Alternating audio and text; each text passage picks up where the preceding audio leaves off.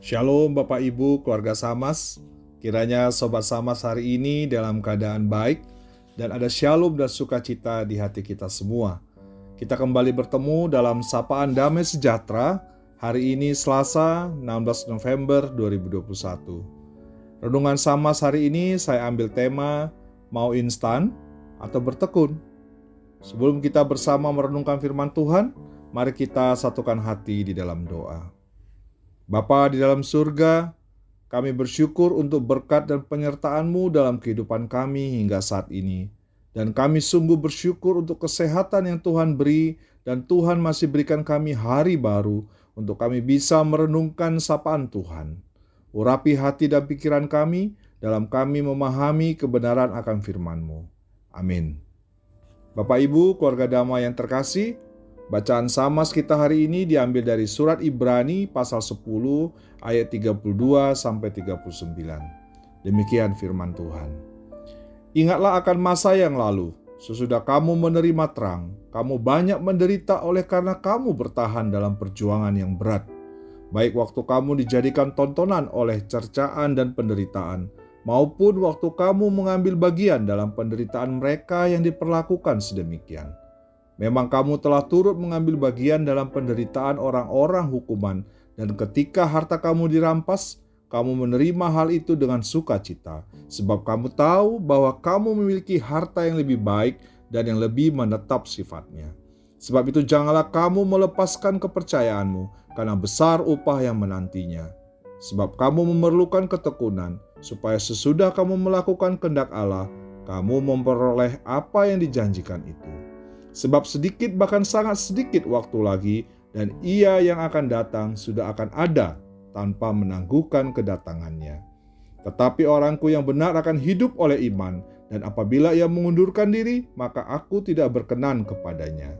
Tetapi kita bukanlah orang-orang yang mengundurkan diri dan binasa, tetapi orang-orang yang percaya dan yang beroleh hidup. Bapak Ibu, dunia saat ini banyak menawarkan hal-hal yang serba instan, praktis dan serba cepat. Makanan dan minuman instan menjadi sesuatu yang kita pasti suka karena praktis dan bisa kita nikmati dengan cepat. Contoh mie instan dengan aneka rasa. Kita tidak perlu bersusah payah menyiapkan bumbu dan bahan-bahan yang beraneka rasa. Semuanya telah tersedia dan praktis untuk mengolahnya. Begitu juga misalnya untuk minuman. Kopi instan yang banyak tersedia dengan aneka rasa dan telah instan diramu dalam satu kemasan, serba instan. Tapi untuk meraih keberhasilan dalam hidup, tidak ada yang instan, Bapak Ibu, saudara-saudara. Semuanya membutuhkan proses. Terkadang kita menginginkan segala sesuatu dari Tuhan dengan instan dan tidak mau bersabar, apalagi bertekun menanti-nantikan kebaikan Tuhan. Akibatnya banyak orang Kristen mudah putus asa dan menyerah di tengah jalan karena masalah yang belum terselesaikan. Di sini kita perlu memiliki ketekunan untuk melalui setiap proses itu, karena ketekunan dan kesabaran adalah cara terbaik untuk mendapatkan hasil yang sempurna. Daya tahanmu akan terlatih ketika kita mengalami masalah, tantangan, cobaan, kesulitan hidup, dan penderitaan. Saat ini terjadi ada dua pilihan, engkau tekun atau menyerah.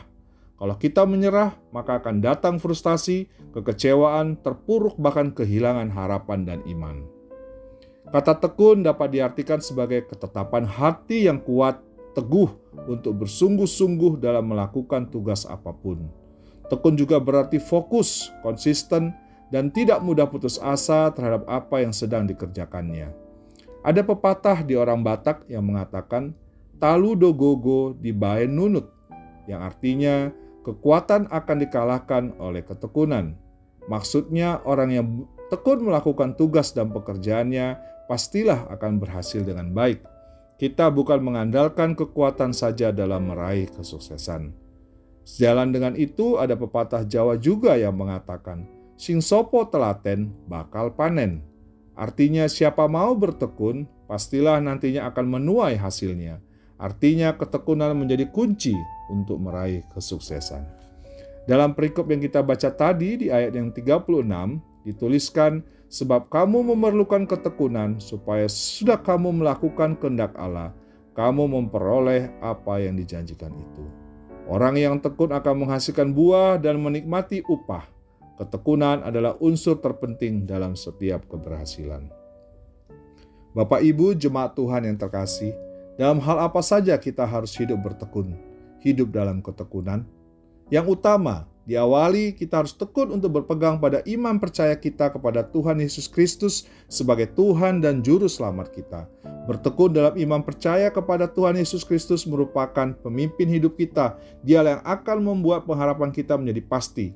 Dan oleh Roh Kudus kita dimampukan untuk sampai ke garis akhir dengan tetap teguh berpegang pada kepercayaan iman kita, yaitu bahwa Tuhan Yesus Kristuslah Tuhan, penebus, dan penyelamat kita satu-satunya. Yang kedua, kita harus bertekun dalam hidup beriman. Memelihara hidup dan pengalaman beriman kita sehari-hari kepada Tuhan dengan bertekun dalam doa, bertekun belajar kebenaran firman Tuhan, dan mengalami pengalaman iman dalam kehidupan tiap-tiap hari. Kita bertekun dalam iman karena sesungguhnya kita selalu dihadapkan dengan beragam penderitaan yang bisa saja melemahkan iman kita. Itulah sebabnya kita harus bertekun di dalam iman. Rasul Paulus mengatakan demikian kepada jemaat di Kolose. Sebab itu kamu harus bertekun dalam iman, tetap teguh dan tidak bergoncang. Yang ketiga, kita harus bertekun dalam berbuat baik. Rasul Paulus sendiri dalam setiap pesan dan suratnya kepada pengikut Kristus dan jemaat-jemaat yang dilayaninya selalu mengingatkan untuk tidak jemu-jemu berbuat baik. Dalam surat Rasul Paulus kepada jemaat Tesalonika dan Galatia, seperti tertulis dalam 2 Tesalonika 3 ayat 13. Dan kamu saudara-saudara, janganlah jemu-jemu berbuat apa yang baik. Itu juga dalam surat Galatia 6 ayat 9. Janganlah kita jemu-jemu berbuat baik, karena apabila sudah datang waktunya, kita akan menuai jika kita tidak menjadi lemah. Firman ini mengingatkan kita juga sebagai pengikut Kristus saat ini untuk janganlah kita jemu atau bosan, jangan pernah berhenti atau mengurangi hal berbuat baik. Dengan kata lain, kita harus hidup dalam ketekunan untuk senantiasa berbuat baik dan menanamkan kebaikan bagi banyak orang. Sahabat keluarga damai, bagaimana ketekunan itu dapat terbentuk? Ketekunan terbentuk melalui pencobaan yang kita alami. Rasul Paulus menyebutkan bahwa kesengsaraan sebagai salah satu berkat dan keselamatan dari keselamatan kita dalam Kristus. Dalam suratnya kepada jemaat Roma, dalam Roma 5 ayat 3b, disebutkan karena kita tahu bahwa kesengsaraan itu menimbulkan ketekunan.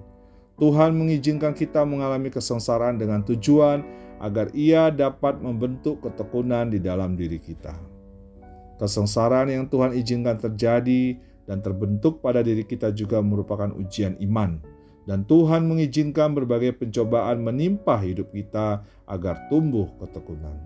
Ketekunan kita dapat terbentuk juga melalui latihan. Ketekunan dapat dilatih karena ketekunan itu adalah ketetapan hati.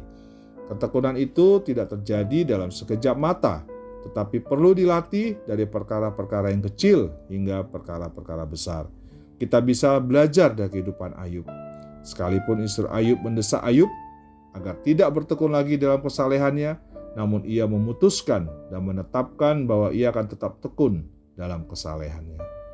Bapak, Ibu, dan saudara-saudaraku terkasih, ketekunan tidak mungkin dihasilkan tanpa penderitaan atau kesukaran. Oleh sebab itu, janganlah kita langsung mengungkapkan kemarahan dan kekecewaan kepada Tuhan ketika Ia menempatkan kita dalam berbagai macam penderitaan atau kesukaran. Karena Tuhan sedang menggarap hidup kita. Ia memiliki rencana besar atas hidup kita.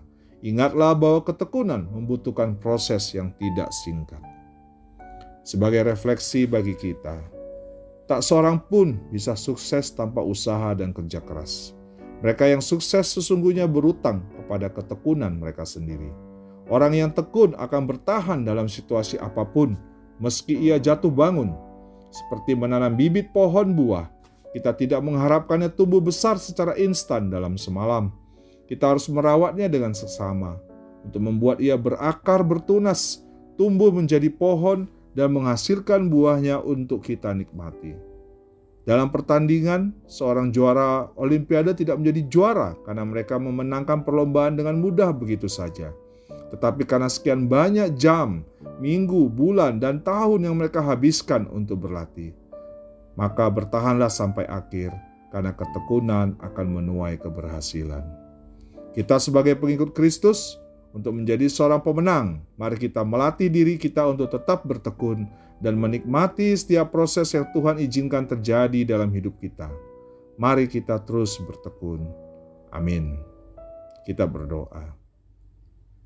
Tuhan Yesus, terima kasih atas sapaan firman-Mu, agar kami tetap setia dan memegang teguh iman kami kepadamu. Berikan kami kekuatan untuk bertekun di dalam Engkau, apapun pergumulan dan proses hidup yang kami jalani, karena kami percaya Engkau akan menyertai. Amin.